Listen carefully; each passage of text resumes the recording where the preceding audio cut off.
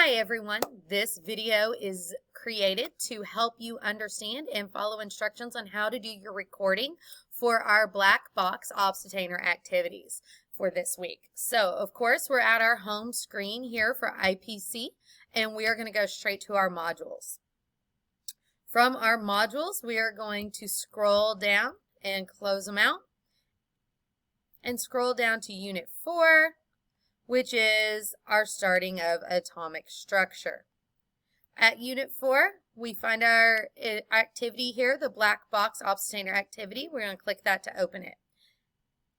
To start your recording, what we'll need to do is please make sure you read these instructions. Face-to-face students, you have instructions here, and remote students, you have instructions here. To start your recording, you will come up and you will click Submit Assignment. Once you click Submit Assignment, you need to click Record or Upload Media. Click Record or Upload Media. Here is where you will click Start Recording. Here you will record your video, record all of your observations, and then you click Finish.